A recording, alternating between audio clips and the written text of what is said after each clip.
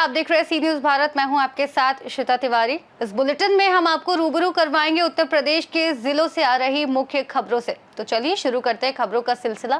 पहली खबर अमरोहा से है, जहां रेहरा थाना क्षेत्र में बड़ा हादसा टल गया।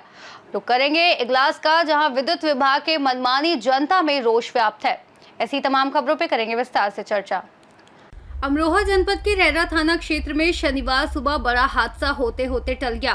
स्कूली बच्चों से भरी एक वैन दूसरे वाहन से बचने के चक्कर में सड़क किनारे खेत में जा गिरी। हादसे के बाद बच्चों में अफरा तफरी मच गई। मौके पर पहुंचकर स्थानीय लोगों ने बच्चों को बाहर निकाला। राहत की बात ये रही कि किसी बच्चे को कोई गंभीर चोट नहीं आई।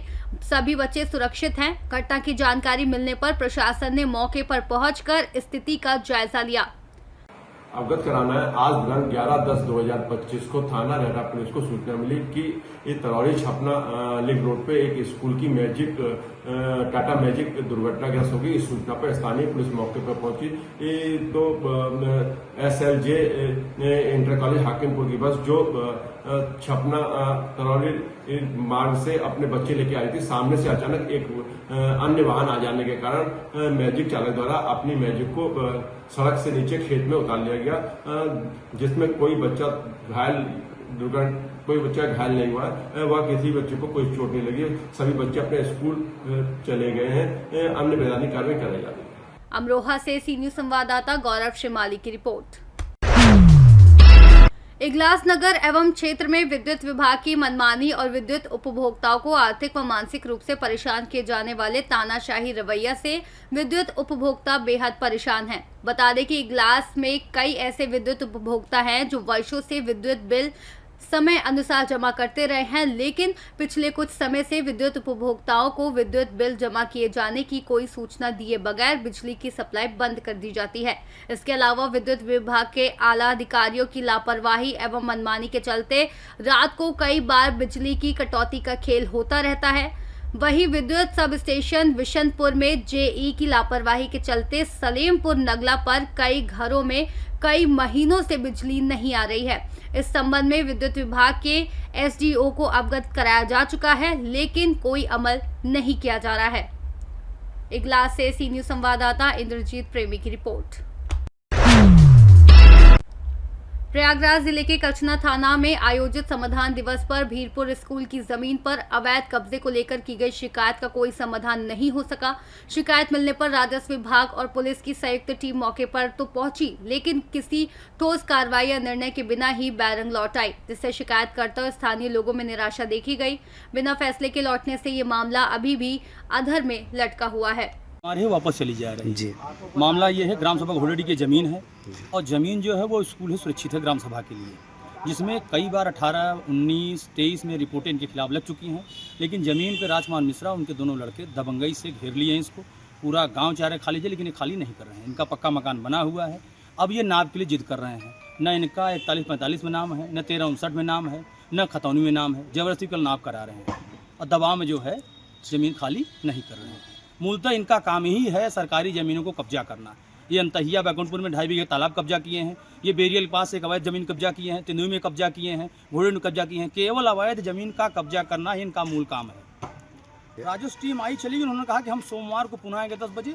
ये SDM मैडम का आर्डर है। उन्होंने साफ साफ कहा कि इनका मकान और ज़मीन दोनों अवैध है। ADM द्वारा कहा गया और संभवतः यह है कि भाई हमको पूरा भरोसा है तहसील प्रशासन पे, जिला प्रशासन पे, कि जो माननीय जिला अधिकारी के द्वारा कहा गया है कि प्रत्येक दिन में एक तहसील में SDM के द्वारा 2 अवैध कब्जों को खाली कराया जाएगा। वो उसी के अंतर्गत सोमवार को ये जमीन खाली हो जाएगी। परिचय दे दीजिए। प्रभात कुमार पांडे, ग्राम निवासी। प्रयागराज से सी न्यूज संवाददाता मंगला प्रसाद पटेल की रिपोर्ट।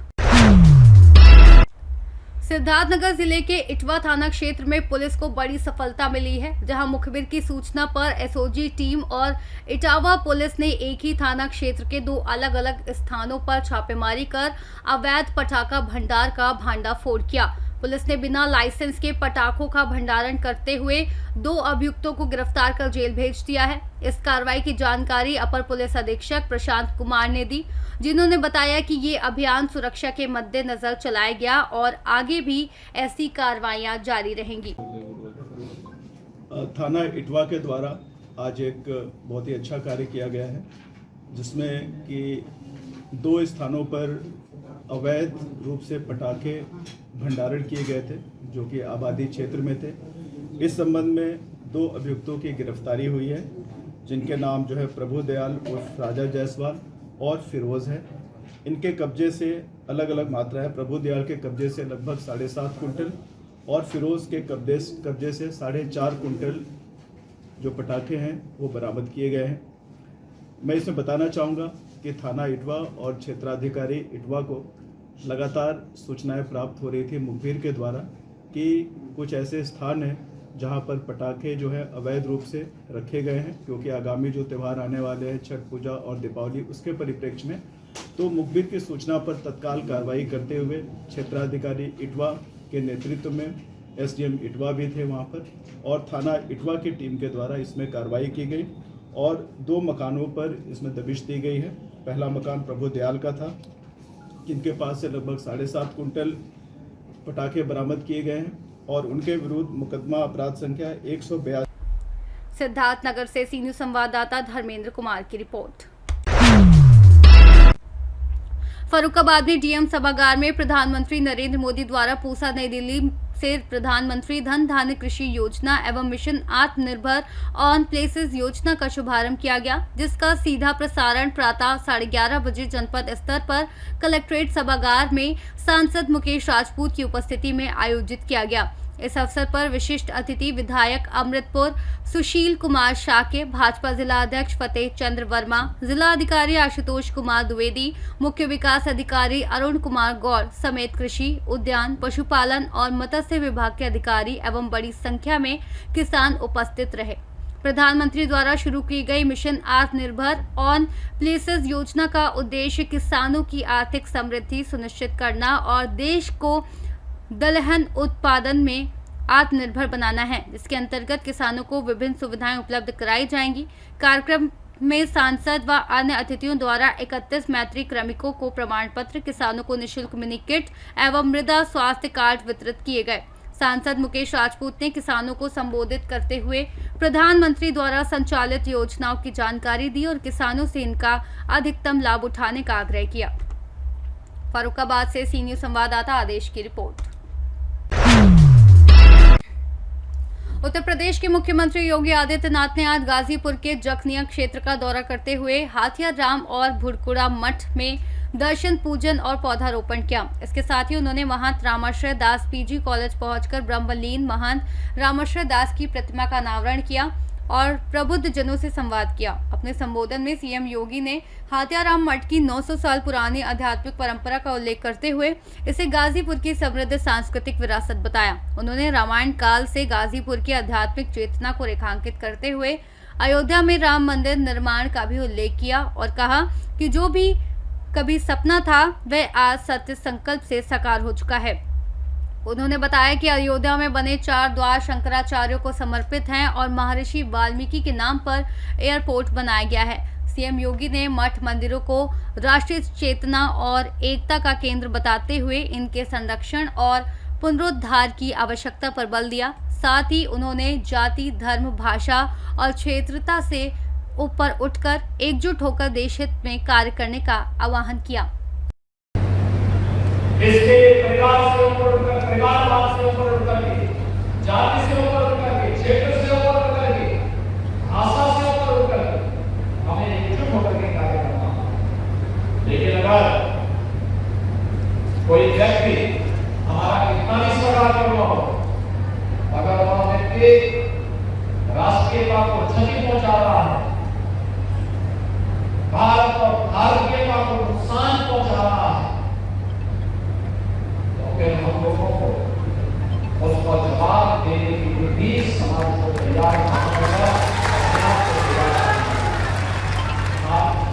सरकार इन सब आदर्शों की स्थापना के लिए निरंतर प्रयत्नशील है। आज मेरा सौभाग्य है कि 900 वर्षों की आध्यात्मिक विरासत, उच्च आध्यात्मिक विरासत के प्रति हमारा ये सिद्ध पीठ हाथियाराम मठ